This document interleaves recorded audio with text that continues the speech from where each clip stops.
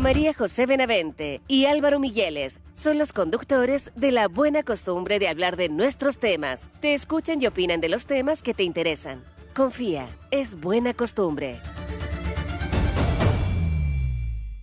Tal como lo anunciaba, llegó el momento en buena costumbre de hablar de sexualidad desde una perspectiva de derechos humanos, pero también es necesario en estos temas siempre ponerle la perspectiva de género, ¿ya? Porque hay una brecha importante en desmedros de las mujeres en el plano de la sexualidad, también en las mujeres chilenas, así que vamos a tener una voz autorizada. Ella es Patricia Mieres, que es directora ejecutiva de la escuela La Tribu, que es una escuela interdisciplinar que se especializa en salud sexual, sexualidad y también salud menstrual. Además es especialista en educación en salud, políticas públicas y enfoque de género. Muy buenos días, Patricia. Muchas gracias por estar aquí en Buena Costumbre el día de hoy. Hola, buenos días. ¿Cómo estás? Muy buenos días. Yo anunciaba ya, Patricia, que hay una brecha importante en el plano de la sexualidad y que nos comentes un poco cuál es el diagnóstico que se tiene a la vista cuando hablamos de derechos sexuales y reproductivos de las mujeres. Bueno, la verdad es que en el ámbito de salud sexual y reproductiva y sexualidad, la brecha que viven hoy las mujeres chilenas representa también la que viven las mujeres en el resto del mundo. Okay. Y está totalmente vinculada con la capacidad que tienen las mujeres de tomar decisiones sobre su propio cuerpo. Y cuando uno dice esta frase, como que nos imaginamos que nos referimos solo como a la anticoncepción, y no. Y al aborto también.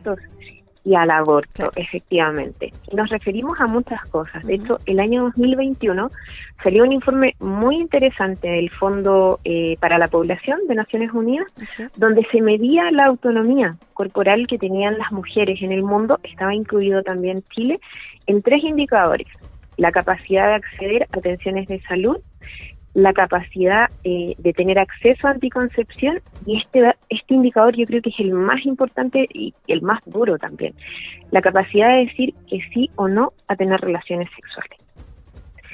Y cuando se midió esto, los resultados fueron bastante duros. Uh-huh. Hablamos de que un 45% de las mujeres en el mundo no puede decidir sobre su propio cuerpo, o sea, no puede decidir sin coacción o sin violencia a estos 3 indicadores que yo te menciono, lo que incluye también la capacidad para decir sí o no a las relaciones sexuales. Así es. Si complementamos esto con un estudio nacional que sacó un centro llamado Mi Intimidad, también arroja más o menos algo similar, que 6 de cada 10 mujeres tienen relaciones sexuales por cumplir o evitar peleas. O sea, si miramos este fenómeno... Y después existe además un detrimento en la salud mental, porque viene un sentimiento de culpabilidad y de angustia por justamente no poder o no tener la capacidad de poner límites. Exacto, porque en realidad si miramos el fenómeno desde un enfoque de género, un enfoque de derechos humanos, o sea, miramos que hay un 52% de la población que en el fondo lo que está haciendo es viviendo una sexualidad en coacción y en violencia. Uh-huh. Sí, con respecto, yo sé que esto siempre está enfocado porque hay brechas que evidentemente afectan a las mujeres, sobre todo cuando hablamos de coacción y de violencia. Pero ¿qué pasa con el mandato masculino, Patricia, que yo creo que igual es dañino? Tú que eres especialista en enfoque de género, ¿han podido también abordar este tema, el mandato masculino de siempre querer tener relaciones sexuales, por ejemplo? Ese mandato también es dañino para la sociedad y evidentemente también influye en las mujeres. Claro que sí. Uh-huh. O sea, cuando miramos desde el enfoque de género, lo que queremos es ver cómo afectan estos mandatos a todas las personas y cómo crean desigualdad para las mujeres, entendiendo que esta estructura lo que hace es poner en una posición de muchas veces agresor a los hombres. Uh-huh. Entendamos que ninguna persona nace agresor. Entonces es muy importante que miremos críticamente por qué los hombres están ejerciendo una sexualidad que primero tampoco es placentera para ellos, para muchísimos de ellos, y que los pone en una posición también de ejercer este tipo de acciones. Lógicamente está la capacidad de decidir, pero como bien tú dices, hay muchos mandatos que los empujan, ¿cierto?, a esta idea como de deseo sexual permanente, de un tipo de sexualidad, de una forma de relacionarse sexoafectivamente que es a través de la violencia. y a través de la sumisión, y eso lógicamente es algo que nos deberíamos cuestionar, porque no está haciendo que vivamos en una sociedad que puede disfrutar de su sexualidad y de su salud sexual. ¿Cuáles son las causas de esto y cómo estamos también para poder enfrentarlo? Porque sin duda que ha habido movimientos feministas muy fuertes que han podido visibilizar estas brechas de género, pero también se ve que tampoco hay resultados. Sin duda se han acortado algunas brechas en materia de trabajo, pero y en otras materias, pero cuando hablamos de sexualidad esto parece ser más reticente, parece que culturalmente es mucho más difícil empujar un cambio que finalmente nos haga gozar de una sexualidad saludable en todos los ámbitos, sexoafectiva, también de una manera desde la perspectiva de salud. Entonces, ¿cómo lo ves tú eso? ¿Con qué estamos, ante qué nos estamos enfrentando tan grande que no es posible revertir estas cifras?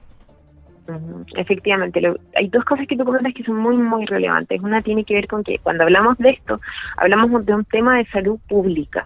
No estamos hablando solo de la intimidad de las personas, sino de cómo las personas están viviendo sanamente, porque sabemos que la salud sexual, la sexualidad, ¿cierto?, son parte de una vida saludable y de lo que la misma OMS reconoce como pilares de la salud.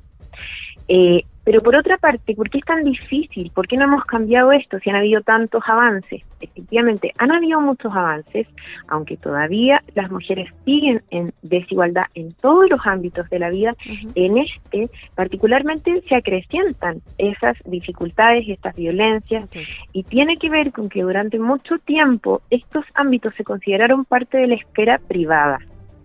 De la esfera privada, por ende, no había que ir a educar en esta área, no había que ir a garantizar derechos en esta área. O sea, pensemos que recién en 1993, en la conferencia de Viena, se reconoció que los derechos humanos de las mujeres eran derechos humanos. Imagínate. Y a partir de este reconocimiento es que surgen los derechos sexuales y reproductivos y aparece la idea de que el Estado, de que en el fondo toda la sociedad debe implicarse en lo que está ocurriendo en el ámbito salud sexual y reproductiva. Hasta hace muy poquito, estos menos de 30 años, un hombre podía violar a su esposa y en muchísimos países no recibía ningún castigo porque se consideraba que era algo de la esfera privada. Entonces, cuando esto empezó a cambiar y cuando empezamos a entender que la sexualidad, que la salud sexual son derechos que tienen todas las personas, que son ámbitos fundamentales de la salud, es cuando recién hay estructuras, hay políticas públicas que van orientadas a cambiar esta situación. Sí, ¿y qué pasa también con esta barrera que es más allá, verdad, de lo cultural? Yo me imagino que también hay barreras estructurales de acuerdo a cómo se recibe, al menos en el ámbito de la salud y la salud primaria. Si uno va a buscar anticoncepción, si uno va a buscar la anticoncepción de emergencia, ¿cómo va esto en nuestro país? ¿Ha evolucionado? Porque muchas veces también esto estaba muy estigmatizado. No sé si eso se ha podido revertir. Efectivamente, en un momento que Chile lideraba prácticamente la cifra de Latinoamérica con respecto al embarazo adolescente. ¿Cómo has visto esa evolución también, Patricia? Sí, efectivamente, cuando miramos las macro cifras han habido avances increíbles. El del embarazo adolescente, por ejemplo, es un buen ejemplo de ello.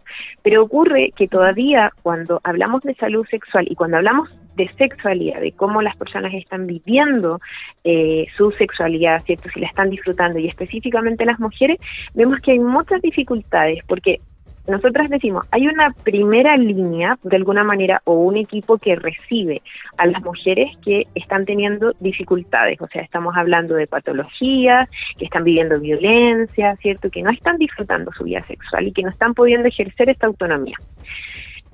Nosotros en la escuela tenemos mucha experiencia formando a profesionales, nos enfocamos en esto, hemos formado a más de 5.000 profesionales en Iberoamérica y hemos podido ver estos vacíos, o sea, el equipo profesional del área de la salud, por ejemplo, cuando recibe una mujer, todavía emite juicios y todavía repite ideas que no aportan a la superación de estos problemas, como por ejemplo, si una mujer no está teniendo placer, le dicen que se relaje más, que cambie de actitud, incluso hemos escuchado que se tome un trago, como si no hubiese otros elementos que debiesen abordarse sanitariamente.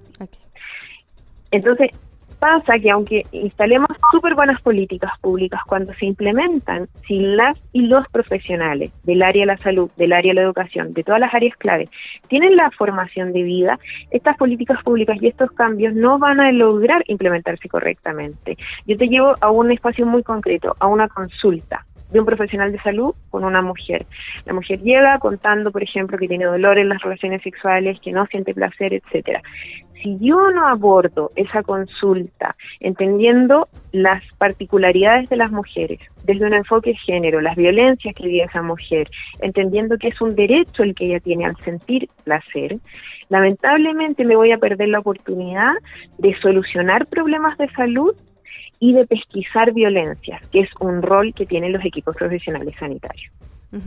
Patricia, queda súper claro tu punto. Y la última pregunta, porque como la escuela La Tribu es una escuela interdisciplinar y tocan distintos temas, yo te quiero llevar también al plano más político, si tienes alguna opinión al respecto, porque en el nuevo texto constituyente se establece la educación sexual integral, cosa que no se ha podido instalar. Han habido varios intentos de política pública desde el retorno a la democracia, empezando por el JOCAS y otras que ya actualmente yo no sé si están están rigiendo. Básicamente depende de cada proyecto educativo.